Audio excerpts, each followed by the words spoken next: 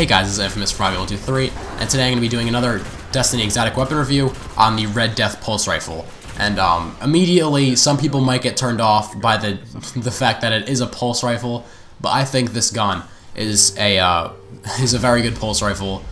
Although pulse rifles at this time in Destiny's life they're not really that good. I'm just gonna put it out there; they're pretty terrible pulse rifles in general.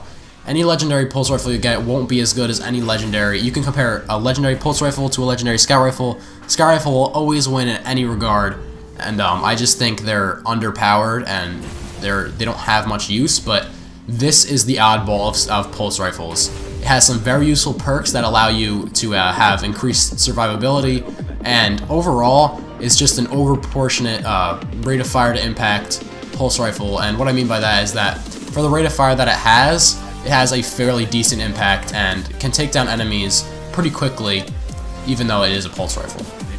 So it deals kinetic damage, obviously, because it is a exotic primary, and unfortunately exotic primaries, although are higher tier than legendaries, are higher tier than raid weapons, they don't have elements, unfortunately, but I mean that's just how Destiny is. And going over the first row of perks, or the first row of muzzle upgrades, we have Accurized Ballistics, more range and impact, increased recoil, Field Choke, more range and impact, increased recoil, again, Aggressive Ballistics, more range, or more predictable recoil, enhanced impact, shorter range, and more recoil. So for me, I really like running Aggressive Ballistics, because it gives me a very slight impact boost, but impact is really what I'm going for. It is really what I'm going to look for to boost on a pulse rifle. That's what I think takes precedence over everything else, every other stat, and is more important than a lot of other stats, such as range and stability. Although those are two very important stats as well. So because of that, I'm going to go for Aggressive Ballistics. And then next, we have the first perk, Unflinching. It's easier to aim under fire while using this weapon. And the nature of this weapon, because it is a pulse rifle, it benefits very well from this perk, and you're going to want to be on target all the time, aiming right at the precision spot on the enemies so you can get maximum damage out of your bursts, and this is going to be a very valuable perk for this weapon. Then moving on, we have obviously Upgrade Damage, then we have Snapshot. I mean, this weapon is incredibly fast, high caliber rounds, oversized rounds built to stagger targets and leave them reeling. Their mass makes the weapon harder to handle. And Single Point Sling. Switch weapons faster, move quicker while aiming. And all these I think have some pretty good value. What I run with overall is high caliber rounds, just because while enemies are staggered, it is very easy to get off multiple headshots, and that's basically what you're going to be going for since this weapon is a pulse rifle.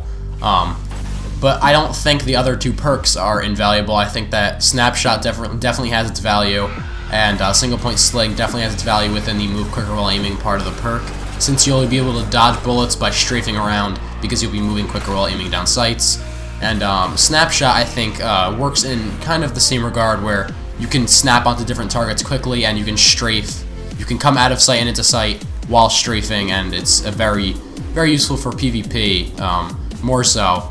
But overall, I think the high caliber rounds definitely has a higher value than the other two perks. And the main perk on this weapon is aptly named Red Death. Each kill heals you and speeds up reloads. This is a very nice perk, especially because it heals you. And the reload part of that is just kind of a bonus, because that just means you'll always have faster reloads than when you didn't have this perk unlocked. But the healing part, it will basically just trigger health regen. And if you're getting constantly shot at, it's not going to do much, but if you're, say, very low on health, and then you just pop out of cover just for a second to kill a lower tier enemy, your health will start regenerating immediately, and it kind of solves the problem of your character maybe not having enough recovery just for the stat build that you're going with on one of your subclasses. And this perk will definitely keep you alive for longer.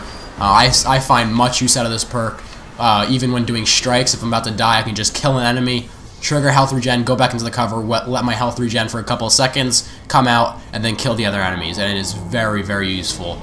And overall, I think this weapon is very good at what it does, and the survivability you have while wielding this weapon is crazy, and it definitely allows you to stay alive longer. And I don't think it's a top tier weapon, but definitely has its use. Definitely is useful in certain situations. It's no icebreaker, it's no Gjallarhorn, obviously, but it is still a very, very good weapon. So that's going to wrap up this review. I hope you guys enjoyed. Leave a like if you enjoyed watching, and I'll see you guys in another Destiny video.